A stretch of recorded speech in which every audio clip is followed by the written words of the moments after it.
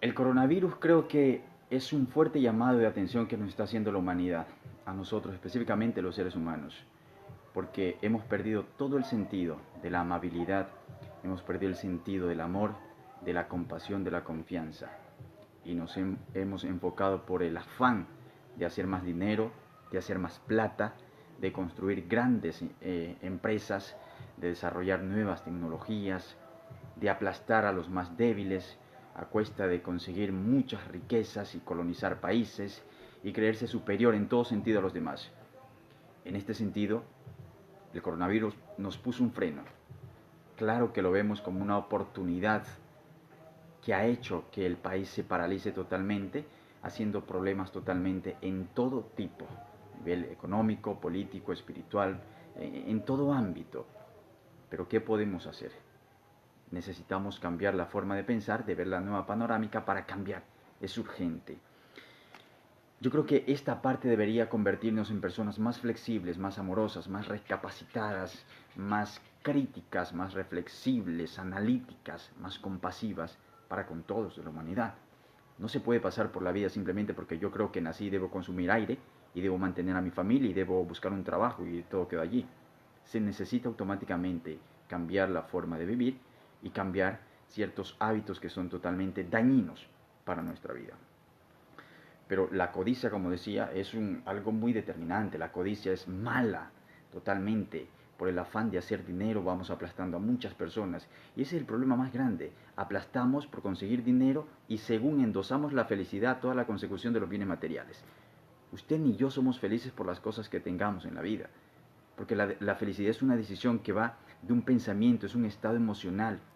Que yo decido ser feliz a pesar de lo que me esté pasando. No es que porque tengo un carro soy feliz.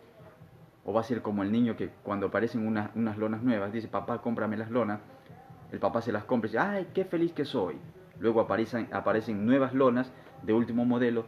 Ay, cuando compre esas lonas voy a ser feliz. También se las compra y dice, ay, qué feliz soy. Se le terminó la felicidad porque sigue apareciendo nuevas cosas, celulares, etcétera, etcétera. Y seguimos endosándole la felicidad a los bienes materiales. No ese es el camino, querido. No ese es el camino. Entonces decía que puedes tener mucho dinero, puedes tener todos los bienes materiales de la vida, pero siempre te va a hacer falta algo. Mire, un caso especial. Los futbolistas tienen todo en el mundo, lo que usted y yo no podamos tener en cuanto a bienes materiales, pero siempre les hace falta algo. Sienten un vacío emocional, sienten un vacío espiritual, sienten un vacío dentro de su ser que no los puede llenar con ninguna cosa material. Eso es así. Conozco algunos compañeros que fueron futbolistas, se retiraron porque no supieron aprovechar su fortuna, porque cuando tienen mucho dinero, eso es lo malo del pobre, mal pobre rico diríamos así. Cuando el pobre llega a tener dinero dicen que el loco se quiere volver. Ya, quiere tener de todo, pero a la larga no tiene nada, se queda sin nada. Y siempre están en la búsqueda de que algo les hace falta. Espiritualidad. Es muy importante hacer eso. También creo que vienen tiempos muy difíciles. Esto solo es el principio. Vienen tiempos muy difíciles, tanto en el ámbito educativo, en el ámbito social, en el ámbito cultural, en el ámbito religioso, en el ámbito familiar, en el ámbito personal. Amar es urgente. El amor es la única fuerza que puede transformar toda la humanidad. El amor es la única fuerza, escúcheme esto, el amor es la única fuerza que puede transformar toda la humanidad. Sin amor, nada somos. Usted puede tenerlo todo, pero si no siente amor, no es nada. Escrito está en la Biblia y no necesita ser religioso para acudir a la Biblia o ser evangélico o cristiano, qué sé yo. Solo necesita tener una panorámica de lo que usted quiere en su vida, de que su vida necesita paz. ¿Tiene paz? ¿Tiene tranquilidad? El dinero no le da paz, el dinero no le da felicidad, el dinero no le da amor. Las cosas externas las podemos adquirir con dinero, pero las internas, las que no se ven, las emocionales, se autogestionan conociéndose a sí mismo. Importante compartir con otros de la humanidad y saber que no estamos solos. Eso es muy importante porque te pasas la vida entera consiguiendo plata. Ese es el mal de todo ser humano. Nos pasamos la vida entera consiguiendo plata. Nuestra mente, nuestro objetivo, nuestros deseos y pensamientos están enfocados en la plata. Voy a trabajar todo este mes para ganar plata. Pero resulta que cuando llegue el mes, esa plata se va, como una cerveza entre las manos. ¿Por qué? Porque antes del mes nos endeudamos totalmente. porque no sabemos controlarnos. Y luego decimos, ¿yo qué hice el dinero? ¿Y de qué entonces valió 30 días a la semana levantarte todos los días a las 5 de la mañana, a las 7 de la mañana, para estar emocionado por un sueldo que así como llegó, se te va a ir? Y luego te quedas triste y solo cuando tomaste el dinero por unos cuantas horas y segundos dices, ¡ay, qué feliz soy! Llega la vecina a cobrarte el arroz, la luz, qué sé yo, el arriendo y se está yendo tu felicidad, porque vas pagando, vas pagando, vas pagando y al final te quedas triste. Claro ejemplo que la felicidad no se la puede endosar al dinero ni a los bienes materiales. La felicidad se gestiona. Pero, ¿qué rol cumple la educación en esto de nuestra vida? Nosotros simplemente somos el resultado de lo que la educación ha hecho con cada uno de nosotros, con usted y conmigo, con todos. Somos el resultado. Sin educación no hay evolución social, sin educación no hay progreso humano, sin educación no hay transformación de los patrones conductuales del cerebro, ni mucho menos para podernos comunicar con otras personas. Necesitamos educación, pero una educación no egoísta, no una educación materialista como se está implantando ahora en los sistemas educativos. Es lo que yo siempre cuestiono y digo que la educación, ¿qué es lo que se ha hecho? Prepara simplemente personas como en el estilo de máquinas para producir dinero, pero que no son felices. He tenido la oportunidad de conocer a mucha gente que tiene los mejores títulos, doctores, PhD, qué sé yo, los máximos títulos que se puedan conseguir en educación, pero no son humanos. Ven a una persona que está necesitada por la calle y si van en carro es probable que le lancen el carro encima, porque no son humanos. Entonces no es una educación transformadora, no es una educación humana. Y en este contexto no estoy diciendo que la educación es mala, es buena, pero tiene que haber un equilibrio entre la educación de la ciencia y la educación del corazón, la educación de la mente, la educación de la humanidad. Necesitamos básicamente de otras personas para poder seguir viviendo. No estamos solos. Entonces, en ese sentido, como maestros, padres de familia, amigos y compañeros, debemos anclar raíces desde ya para que la educación sea totalmente diferente. Pero, ¿qué es educar? ¿Qué es educar? Es una de las grandes preguntas. Educar es acompañar procesos. Educar es sacar de dentro lo que hay, los potenciales, las curiosidades, y ayudar a fortalecerlas como maestro. Si en todo caso, como padre de familia, yo no puedo ver las potencialidades de mis hijos que están pequeños, yo no sé sus talentos, el encargado es el maestro. Si el maestro no puede ver las potencialidades de ese individuo, de esa persona, ahí ya va a haber un problema. Porque tal vez como maestros estemos en un rol que no nos compete, estamos simplemente trabajando para producir. No estamos educando para la vida. Y se necesita educar para la vida, desde ya. No se necesita educar simplemente jóvenes que aprendan a pasar exámenes y tener un ticket para ir al trabajo, porque eso es lo que están haciendo en la vida. Si tienes 10 desde la universidad, desde la escuela, eres una buena persona. Si tienes 8 o tienes 7, eres un mal estudiante y una mala persona. Pero a la larga, esas estadísticas numéricas no son realmente lo que relacionan, o no es lo que define una persona. Tú puedes ser pésimo ahora, como estudiante, pero puedes ser una excelente persona. Eres una persona altruista que te gusta ayudar a los demás, que te gusta ver que otro también vaya progresando. Y no una educación que solamente yo soy el que tengo la razón, lo que yo digo, eso se hace, tu conocimiento no tiene validez ante el mío, porque yo me preparé mucho más que ti, y de qué vale haberse preparado tanto si esa educación no la puedo poner al servicio de los demás. Muy importante recordar esa parte. Es muy importante también dejar que los niños sean en este ámbito de que es enseñar, es dar luz, es conocer, dejar que los estudiantes construyan su propio conocimiento. Me gusta mucho el sistema europeo, por ejemplo, en los países escandinavos, Finlandia. Finlandia es un país con China, que está en Asia, que tienen los mejores estándares de calidad en educación y son evaluados por el sistema PISA, Programa Internacional. En el ranking mundial son los pioneros. ¿Por qué? Porque permiten a sus estudiantes que se equivoquen tantas veces como sea necesario.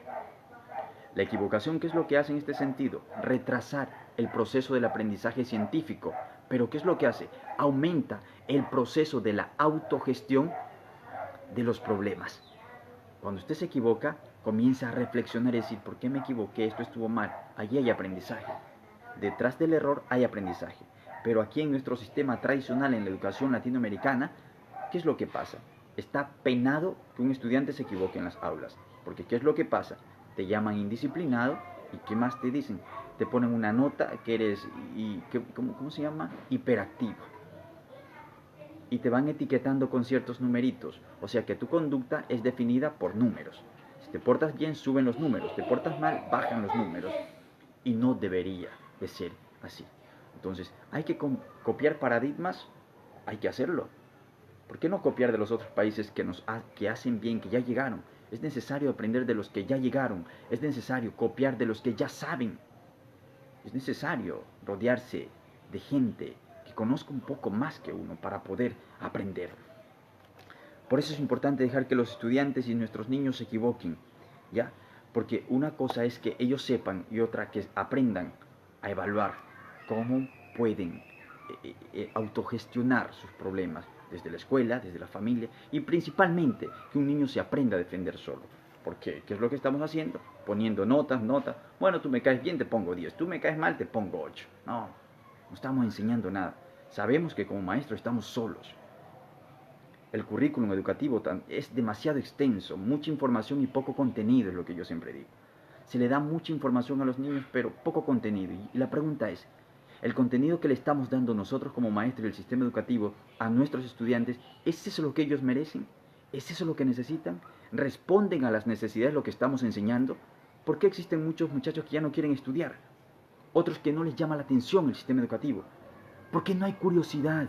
Y sin curiosidad no hay aprendizaje. Es como que usted tenga una novia o un novio sin gracia, feo, que no se arregle, no se maquille, no le va a llamar la atención. Pero si esa persona se arregla, se maquilla, se perfuma, le va a llamar la atención a usted y se va a fijar. Hay que ser curiosos. Le apuesto algo, que en este preciso momento apareciera una jirafa atrás mío, automáticamente su atención se centra en la jirafa, no en mí. ¿Por qué? Porque los momentos atencionales o los tiempos atencionales de un niño, de un joven, van cambiando. Y los tiempos atencionales se despiertan y se mantienen con la curiosidad. ¿Y somos curiosos los maestros? Una pregunta que hay que tenerla bien en cuenta. ¿Qué más podríamos decir también? Pero aquí aparece algo fundamentalísimo que todo maestro debería saber. Hay un punto que aparece como se llama neurociencia. Es un ciclo ahora que estamos llevando a cabo. Se llama neurociencia. ¿Cómo surge la neurociencia? O la neuroeducación. La neurociencia está encargada de los estudios del comportamiento del ser humano a través de las diferentes etapas evolutivas del cerebro, sus conexiones neuronales, su sinapsis, o sea, el intercambio de información, y también para que se produzcan estas sinapsis dentro del cerebro, que son las responsables de la lectura, de la memoria, de ser más inteligente, del lenguaje, de la visión, de la coordinación, etcétera, etcétera. Son procesos que no podemos ver. Estos procesos neuronales se ven específicamente a través de la neuroimagen, que esa es otra rama de la neurociencia. Pero aquí aparece la neuroeducación, que todo maestro debería saber hoy en pleno siglo XXI. Y no es con el afán de saber más, sino con el afán de saber mejor. Porque un ejemplo claro puedo poner. Hay dos niños de 7 años. Mire, hay dos niños que tienen la misma edad, 7 años. Pero sin embargo, el uno ya aprende a leer y sabe leer. El otro en la misma edad no sabe leer. ¿Por qué? ¿Será que el que sabe leer es más hábil y el que no sabe es más tonto? No es que sea más tonto o que sea más hábil. Solamente que dentro del cerebro hay todavía procesos que no están todavía tejidos, procesos neuronales que son responsables de la lectura. Y estos se maduran, ¿por qué? Porque hay una buena alimentación y no tienen problemas emocionales. ¿Y qué quiero decir problemas emocionales? Cuando hay un hogar disfuncional, el niño no va a aprender. Pero cuando hay un hogar funcional o un hogar integral, el niño puede aprender. A todos nos pasa. A todos nos pasa. Entonces, con relación al niño que sabe leer y al niño que no sabe leer, ¿qué es lo que pasa? El maestro común o tradicional dice, él tiene problemas de lectura, no sabe leer. Pero la neurociencia va al origen del problema a través de las neuroimágenes y dice, el niño no sabe leer porque todavía las conexiones neuronales no están maduras. o no se ha formado el proceso todavía neuronal para que el niño pueda leer y pueda leer correctamente. Entonces también debemos aprender. La neurociencia, la neuroeducación, la neuropatología, etcétera, etcétera, no es que son ramas alejadas de la educación, son intrínsecas, que permiten el entendimiento de un ser humano y el comportamiento frente a la sociedad y dentro de su hogar. Permite el autorreconocimiento de los procesos evolutivos, cambios biológicos, que usted lo pueda llamar como quiera. Pero somos totalmente personas que necesitamos conocer de todo un poco para enseñar mejor. Entonces, en este sentido, siempre a veces me pregunto, dentro de la neuroeducación, ¿los niños son felices? ¿Son felices los niños en las escuelas? Evidentemente no. Mira, hay dos momentos en que los niños son felices. ¿Sabe cuáles son? El recreo, son muy felices. El recreo y la hora de salida. Son los dos tiempos en que los niños son felices y cuando comparten con sus amigos. El resto, los niños no quieren estudiar. ¿Y sabe por qué? Porque la naturaleza en las edades diferentes de los niños no es estudiar, es jugar. Es jugar. ¿Y qué les enseñamos nosotros? A que el juego está prohibido dentro de las aulas. ¿Qué les enseñamos nosotros? A estar como máquinas y robots. Si usted se pone a pensar un poquito, mire, ha cambiado, hágase la idea de un teléfono hace 50 años atrás. Luego el teléfono vino evolucionando. Ahorita hay cositas que se ponen en la oreja, aplasta un botón y ya contesta. Todo ha cambiado, los carros han cambiado, los aviones han cambiado, las carreteras han cambiado, el ser humano ha cambiado, las comunicaciones han cambiado, el internet ha cambiado, ha llegado a evolucionar la humanidad. Pero ¿sabe lo que no ha cambiado todavía? Es la forma de enseñar. Se sigue enseñando de la misma forma. Y yo me pregunto, ¿por qué enseñarles a todos de la misma forma cuando usted y yo pensamos distinto? Hay una diversidad de pensamientos dentro de una aula con 30 niños. No todos son iguales. Hay unos que tienen potencialidades, otros tienen habilidades, otros tienen talentos. Pero si ya entramos en lo que son las inteligencias emocionales, cuando habla el doctor Howard Gardner en la clasificación de las inteligencias múltiples. Eso es otro punto. Pero ¿por qué seguir enseñando el sistema educativo de la misma forma? ¿Por qué tienen que crear las normas educativas o los currículos educativos políticos que no saben nada de educación, que no están donde las papas queman? ¿Por qué simplemente están encorbatados, sentados en un escritorio y diciendo técnicamente que hagan eso? ¿Cómo lo hacen? No sé, solamente esperamos resultados de producción. Y seguimos contribuyendo al desastre del país. Ese es el punto fundamental que tenemos que frenar un poquito, es decir, ¿qué estoy haciendo yo como maestro? A veces es importante olvidarse de lo que estoy enseñando y enfocarse a quién le estamos enseñando. Es un ser humano, no es un producto cualquiera. Entonces, ¿qué es lo que atenta a nuestra juventud y a la humanidad entera en el sistema educativo? Partamos desde allí. Es no dejar ser a los jóvenes y a los niños. ¿En qué sentido? En que como maestros o padres de familia estamos siempre diciéndole a los muchachos lo que tienen que hacer. ¿Es esa acaso nuestra función? Hay que preguntarnos. La función como padre de familia, como maestro, como docente, como lo quiera llamar, es encauzar el conocimiento, los comportamientos y actitudes de nuestros jóvenes. No es enseñarles qué hacer o decirles qué hacer. Porque el hecho que le digamos qué hacer, los estamos dominando. Y no necesitamos dominar el camino en la vida de nadie. Hay que dejar que las personas se equivoquen, hay que dejar que aprendan para que reflexionen, para que sean críticos, analíticos y propositivos, creativos, curiosos. Se tienen que equivocar. Usted y yo nos equivocamos en la vida. Y de las equivocaciones, de las experiencias, es lo que somos ahora. No importa que una experiencia mala en la vida amorosa, social, económica, de traición, mentira, te pasó en la vida. No importa la experiencia. Lo que importa es lo que hagas con lo que te pasó. Solo que a menudo mucha gente se queda en el contexto de la víctima. Ay, me engañaron, me mintieron, me lastimaron. Y se queda pensando solo en el problema. Y el problema, pensar en el problema, ¿qué es lo que hace? Causarte más problema, causarte más dolor, más sufrimiento. Ya no hay que pensar en el problema educativo. Hay que pensar en la creatividad y las soluciones que puedan ayudar a llevar un cambio y transformar la sociedad. ese mismo principio aplica para las familias. ¿Cuánto usted no ha tenido problema en su hogar y en su familia con sus hijos, su esposo? Ya sea económicos, religiosos, de pensamientos divergentes, que no hay una congruencia en las opiniones, en la corrección de los hijos. Yo digo sí, usted dice no, etcétera, etcétera. ¿Cuántos no tenemos lo mismo? Y tenemos problemas. Pero ¿cómo se solucionan? Buscando solución. No piense en lo que le pasó, porque el pasado no va a determinar su presente. El pasado le enseña a vivir y a ser mejor, pero no va a determinar su presente ni su futuro, porque es incierto. Entonces, en el sistema educativo, la neurociencia juega un papel muy fundamental. El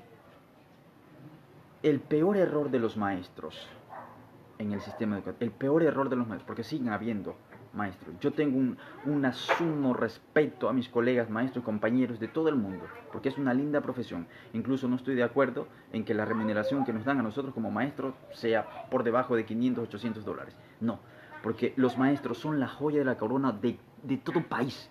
Sin maestros no hay país desarrollados. Sin maestros no hay civilizaciones. Sin maestros no hay preparación académica de ningún tipo. Son los maestros el principal motor de la humanidad.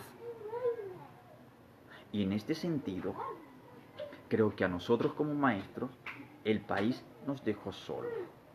No hay respaldo, no hay garantías, no hay nombramientos, no hay un incentivo económico, no hay capacitaciones permanentes y por especialización sobre todo. Hoy día es ilógico que a un maestro de cultura física lo manden a dar inglés. Yo no doy ni pie con bola. Alguien me puede decir, do you speak English? Yo qué sé qué es eso. Me picas la inglés, pícame la inglés, ¿qué será? Porque no sé inglés, porque no es mi talento, no es mi habilidad. Entonces, cuando hablo de la especialización, si usted es maestro de matemática, se lo debe seguir especializando en su área. Así como a los niños. Si el niño tiene un potencial en matemática, inglés, habilidades de juego, hay que seguirle poniendo en clubes en lo que él entiende. Si es bueno en música, déle guitarra que toque música. Pero ¿qué es lo que pasa en el sistema tradicional? Si el niño es bueno en matemática, pero malo en inglés, ¿sabe dónde le ponen el profesor? Disque. ¿Dónde cree usted? Si el niño es bueno en matemática y malo en inglés, le ponen el maestro en inglés, porque ahí está mal. Seguimos jodiendo en las debilidades y no hay que joder en las debilidades. Hay que ayudar a potencializar las fortalezas y talentos que tienen nuestros niños. Punto. Ese es el sentido. Y de allí debemos de partir. Todos tenemos talentos. Alrededor de nosotros tenemos 9 inteligencias. 9 inteligencias, de las cuales ocupamos solamente una, que se vuelve nuestro talento, ese don. ¿Y cómo lo puede ver? Usted pueda que sea bueno en el fútbol, pero es malo cantando. Pueda que sea bueno cantando, pero es malo jugando básquet. Es malo, porque no es su talento. Los talentos se clasifican y dentro de la diversidad cultural de pensamientos y aprendizajes en las escuelas, hay esos talentos. Hay esos talentos que debemos aprender a vernos. Ese es un punto fundamental. Entonces, y otro de los errores que decía es creer que el maestro tiene la razón, es creerme que yo tengo la razón, lo que yo digo eso es lo que tú dices no vale. Mucho cuidado, compañeros, mucho cuidado, padres de familia, mucho cuidado, padres como somos todos. Deje que los muchachos se equivoquen. Si ellos quieren buscarle la quinta pata al gato, deje que le busquen. En algún momento llegarán y decir, papá, el gato no tenía 5 patas, solo tenía 4. Y usted va a decir, yo te dije, yo te dije. Pero si usted comienza a esa disputa por quién quiere tener la razón, usted le dice, mi hijo, el gato no tiene 5 patas, tiene 4. No, papá, el gato tiene 5. Es un problema tremendo. La juventud de ahora está totalmente en un desbarajuste tremendo. Comete errores y no sabe por qué. Pero ya veremos un poquito más eso. Entonces, una de las tareas, ya hablamos un poquito del horror, pero una de las tareas creemos que una de las tareas del maestro es rehacer el contexto social cultural. Sabemos que está echado a perder, pero una de las tareas es rehacer eso, en el sentido de que el maestro es el que dibuje el mundo, es el que repinte el mundo, es el que le da color al mundo. Un maestro que puede marcar la vida de un niño en una corta edad, la marca para siempre. Un maestro que llegue con amor, con ternura al corazón de una persona, lo va a marcar para siempre. Ese estudiante no se va a ir. Y así usted no le enseñe lo que el estudiante quiera saber, pero una vez que usted marque el corazón de la otra persona con una palabra de afecto, de amor, de cariño, lo marcó para siempre. El problema es que ¿cuántos de nosotros como maestros está decidido a intentar impactar de esa forma? Educar para la vida, no educar para la producción. Escúcheme esto. Educar para la vida, educar para la producción son dos cosas muy distintas, que si llegamos a unirlas y a cometer ese engranaje de comunicación, sería excelente, sería la mejor educación. Que usted vaya en su carro o vaya por la calle caminando y vea un mendigo que está buscando entre la basura y que no pase como que si no lo ha visto. Deténgase. Necesitamos gente que se detenga en ese preciso momento y diga, hey, yo tengo que hacer algo por mi vecino. Yo tengo que hacer algo por ese hombre que no sé qué motivos habrá tenido para que esté buscando basura. Y yo como ser humano, si es de mi sangre, es de mi especie, no puedo pasar por encima. Tengo que detenerme. Y ahora yo me pregunto, he visto muchos políticos que tienen los mejores títulos del mundo y ¿sabe qué es lo que hacen? Si es probable, pasarle el carro por encima, le pasan el carro por encima. No se detienen. Porque siempre digo, la educación te abre la mente y te cierra el corazón. Es así de sencillo. Mucha educación también es ignorancia. Y la falta de educación también es un problema. Hay que ser específicamente un poco más sensatos. Pero el karma de todo maestro, de todo ser humano, diríamos así, pero especialmente de los maestros, ¿cuál es el karma de los maestros? Es intentar captar la atención de los estudiantes en el aula. Pepito, quédate tranquilo, Juanita, quédate tranquilo. Tú puedes pasarte la vida entera hablando de quietud. Pepito, Juanito no te van a hacer caso. ¿Sabes por qué? Porque lo que estás enseñando no es interesante. Y lo que a mí no me genera curiosidad no va a ser interesante para mí. El cerebro en el proceso de formación, escuche esto, el cerebro humano en el proceso de formación está totalmente haciendo sincronías permanentes con sus neuronas en el intercambio de información. Y en ese intercambio de información mueren millones de neuronas. Y en ese intercambio de información se necesita específicamente, ¿qué es lo que se necesita? Algo nuevo que aprender, algo que evoque curiosidad por seguirte escuchando, algo que me genere desde lo más profundo de mi corazón escucharte, porque son los estados emocionales que capte mi atención. En el momento que capte mi atención, yo te voy a prestar atención. Pero si yo no capto tu atención, es complicado. Te pasas toda la vida diciendo, ¿qué tengo que hacer? Ya les he hablado de mil maneras, pero no me entienden. Poco les falta a muchos maestros pedirles, por favor, de rodilla, que le atiendan. Y no va a pasar.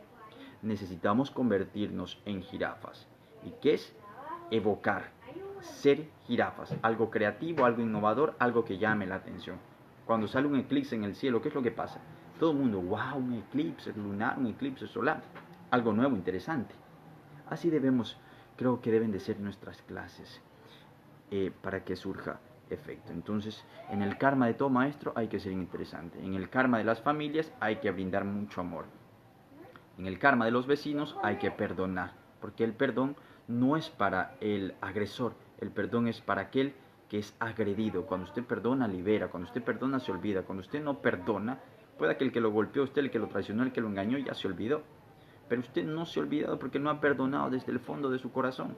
Y en el futuro usted se puede casar con otra persona, está haciendo otra vida, pero usted se acuerda del que le pegó, del que lo traicionó, del que le mintió, y en el presente está viviendo con todita esa gente. Y lastimosamente en la cama no entra mucha gente, solo es para dos, no para todos los que estaban en el pasado. Hay que tener en cuenta eso. Entonces decía que la tarea del maestro es rehacer el mundo. Aquí hay algo importante, ¿sabe? Hay algo muy importante. Decía que educar es acompañar el proceso de aprendizaje en las diferentes etapas de un ser humano. Pero mucho más allá de eso, del acompañamiento, no solamente puede ser un acompañamiento simple, necesita un acompañamiento lúdico. ¿Qué es lúdico? El juego. ¿Qué es lo que más le gusta al niño? El juego.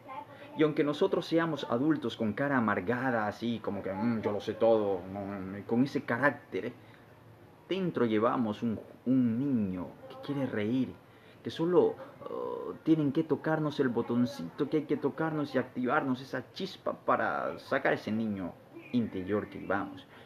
El juego, mire, el juego desarrolla la creatividad, la imaginación, la coordinación, permite nuevas conexiones neuronales, permite hacer los grupos pequeños de mini sociedades en las escuelas y en las familias. El niño permite limar las perezas, integración, etc.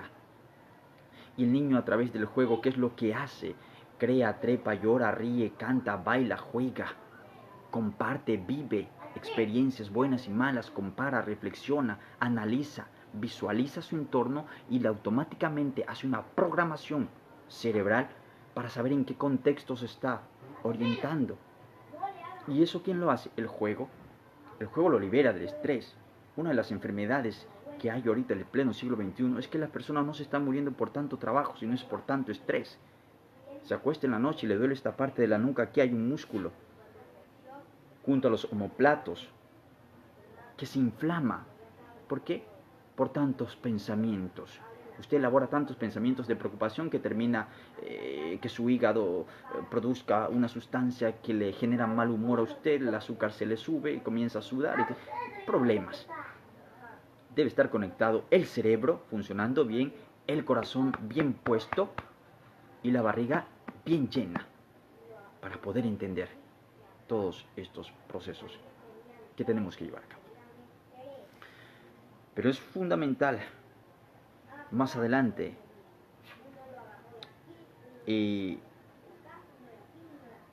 intentar salvar esta ceguera colectiva que tenemos como sociedad en el mundo.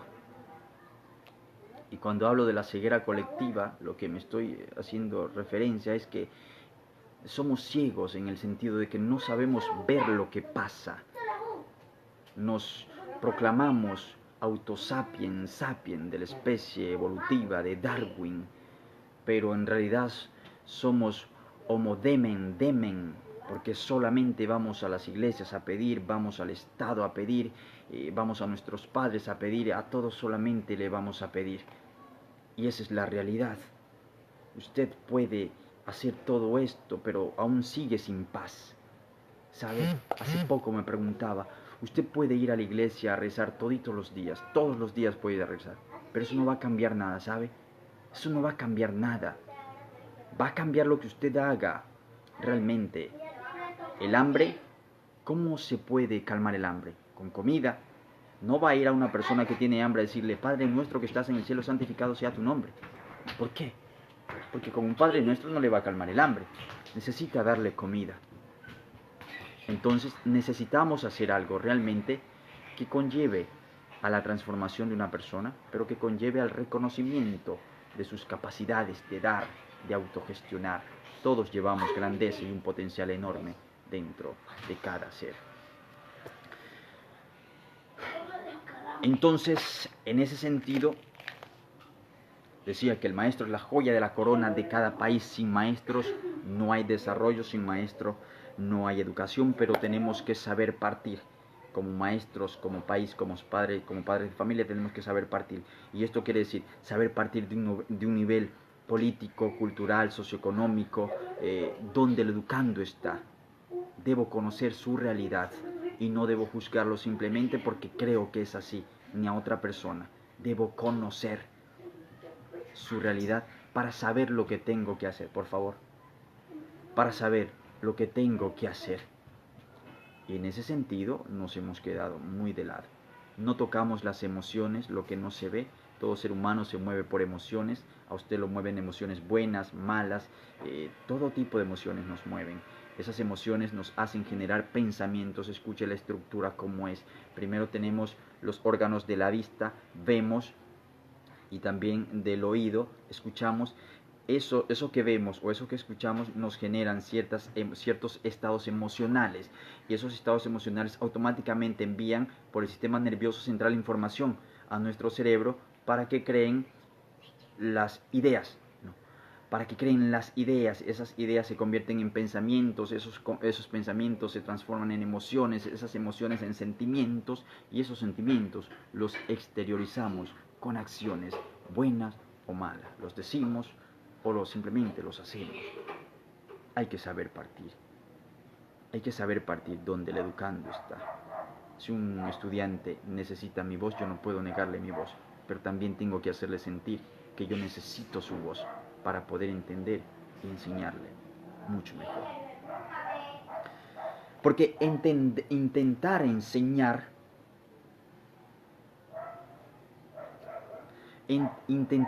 escucha esto, intentar enseñar sin conocer el funcionamiento del cerebro es como intentar diseñar una mano sin antes nunca haber visto un guante. No tiene mucho sentido.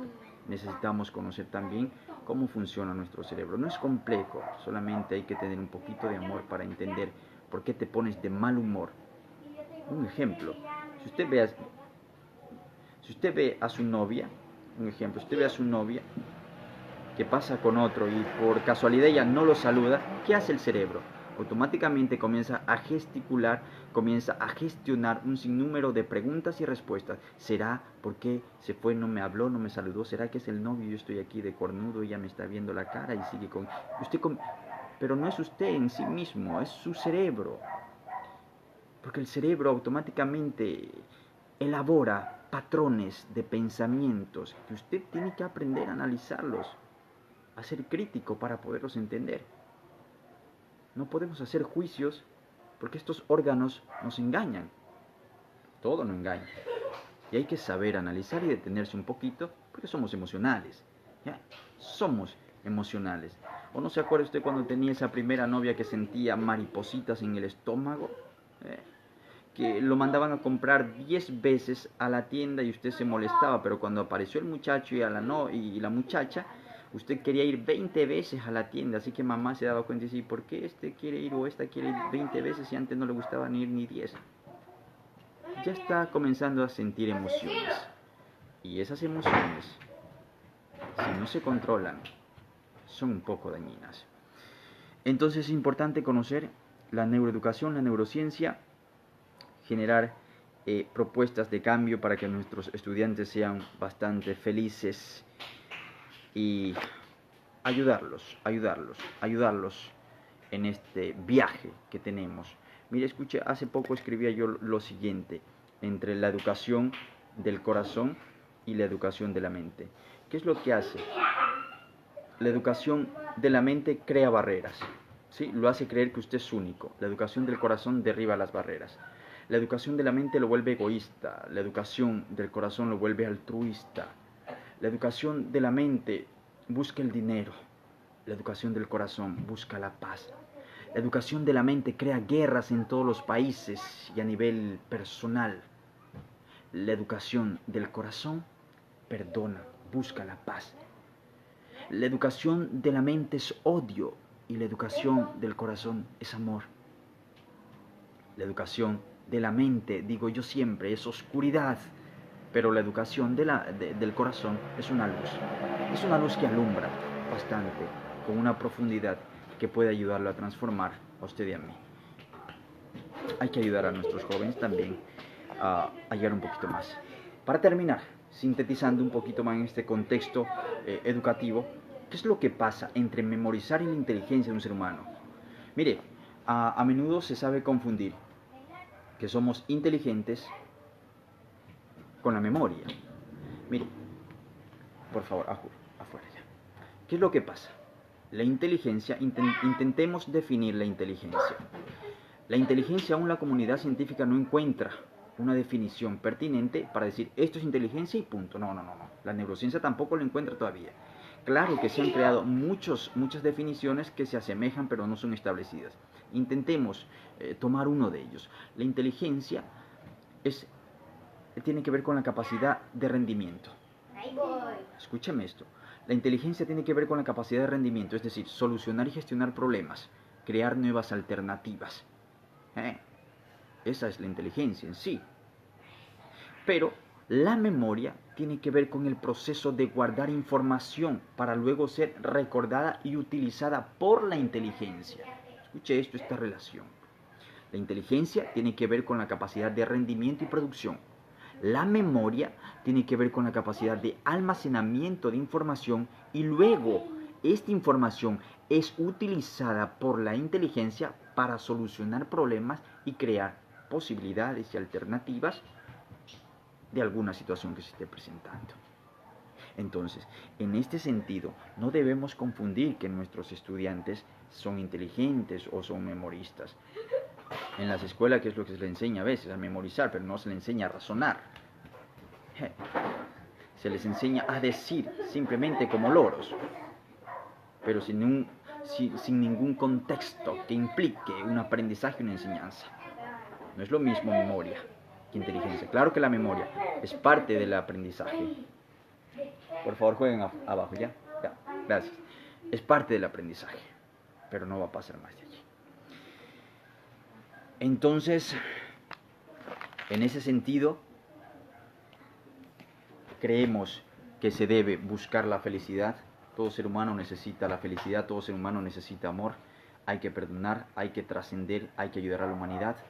Hay que dejar este mundo mucho mejor de lo que lo encontramos, pero recuerde que hay potencial dentro de cada ser. Tenemos 9 inteligencias, de las cuales utilizamos solamente uno. Las clasificó el doctor Howard Gardner, uno de los investigadores científicos más conocidos a nivel mundial en este tipo de teorías, porque el comportamiento humano también va variando dependiendo de las personas que encontramos en nuestra vida. Si una persona es buena, nos ayuda a ser más buenos.